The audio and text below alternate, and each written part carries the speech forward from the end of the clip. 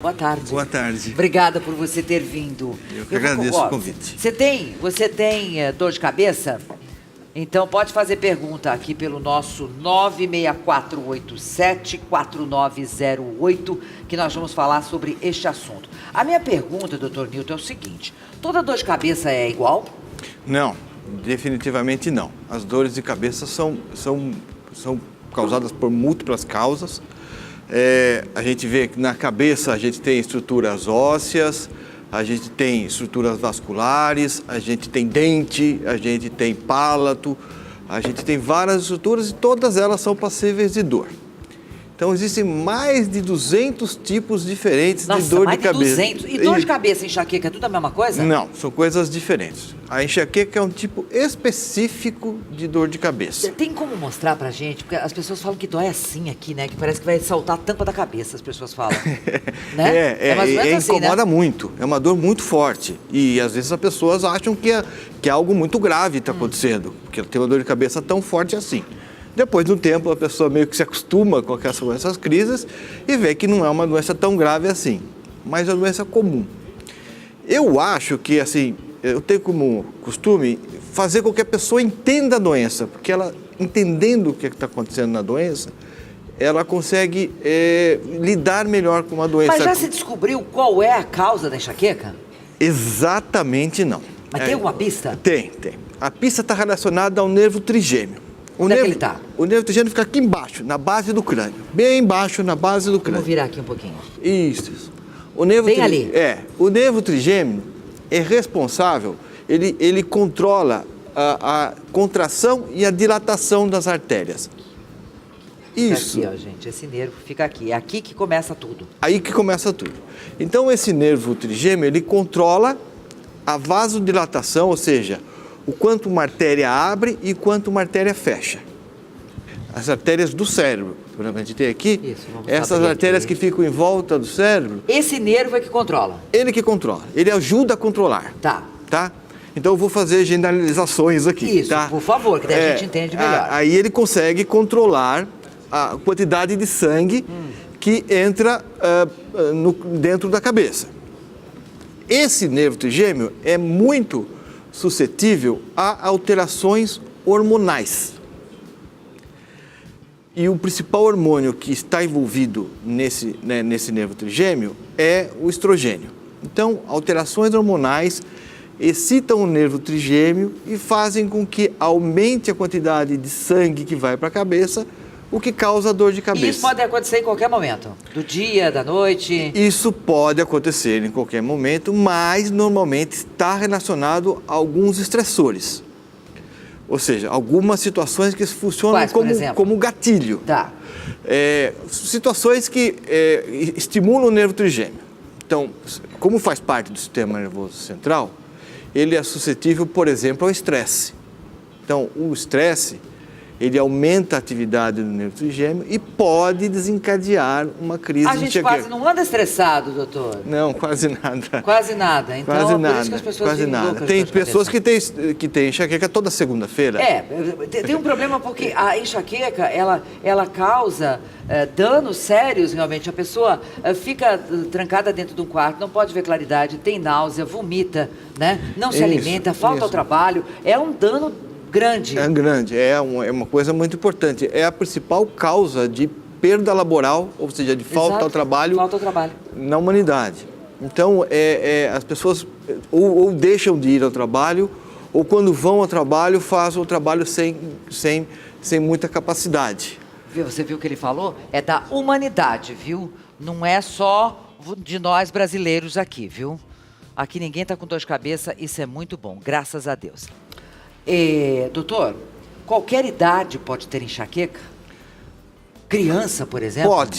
Pode ter em crianças, porém o mais comum é na idade fértil.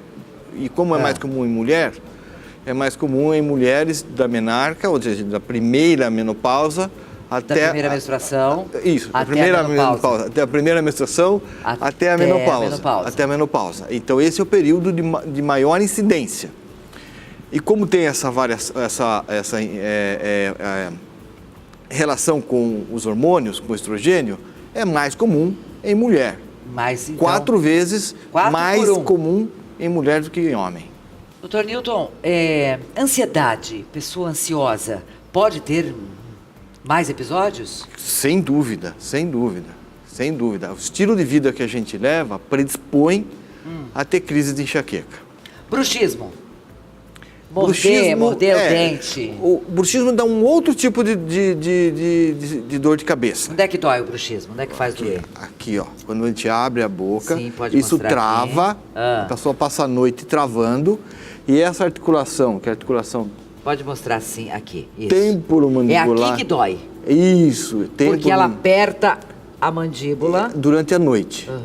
Pode Isso. tirar a mão um pouquinho. Isso. Ela fica aqui travada. Então, aqui onde tem o encaixe, que a gente fala que é o encaixe, é ali que dói. Isso, é ali que dói. Só que é uma dor com características diferentes. Essa tem um pouco de relação com o estresse, mas normalmente a pessoa relata a dor pela manhã, porque o bruxismo é à noite, principalmente à noite. Por isso que a gente usa aquela plaquinha para evitar o bruxismo, que a pessoa se morda muitos dentes durante a noite. E dói as têmporas, então é uma dor mais bilateral e na região temporal, o que é diferente da enxaqueca. As pessoas sempre perguntam o seguinte, tem cura? Para enxaqueca? Não tem. Não. Tem que aprender a conviver e tem buscar que um tratamento para aliviar. É isso, aprender a controlar, porque é uma doença, você pode dizer que é uma doença disfuncional, ou seja, uma doença social, digamos assim. Tem a predisposição genética, mas se essas pessoas que têm essa predisposição genética, se elas souberem levar uma vida mais tranquila, elas vão ter muito menos crises. Muito bem. Dr. Newton Lara aqui comigo, ele é neurocirurgião, estamos falando sobre dor de cabeça, sobre enxaqueca. As pessoas estão perguntando se colocar gelo ajuda. Gelo. Bolsa de gelo na cabeça. Pode ajudar, mas A cabeça esquenta, tem uma sensação de queimor. tem a sensação, mas ela não muda de temperatura. Tá. Ela não muda de temperatura. Definitivamente. A não ser que a pessoa esteja com febre, mas senão não. Certo. A gente tem muita pergunta, muita dúvida. Tem uma questão aqui de preocupação que a pessoa tinha muita dor de cabeça e acabou sofrendo um aneurisma. Morreu. Tá. Que cuidado eu tenho que ter com essa enxaqueca? Enxaqueca não quer dizer, não tem relação nenhuma com aneurisma. Tá? Aneurisma não dá aviso. Então, não tem nada a ver a pessoa ter uma dor de cabeça a vida inteira, não é por isso que ela vai ter um aneurisma. Tá. Normalmente, o aneurisma é de uma hora para outra. Então, são coisas diferentes, sem relação. Bom, viver com dor deve ser uma coisa muito triste, né? Sim. E a enxaqueca não é algo que apareça em exames, né?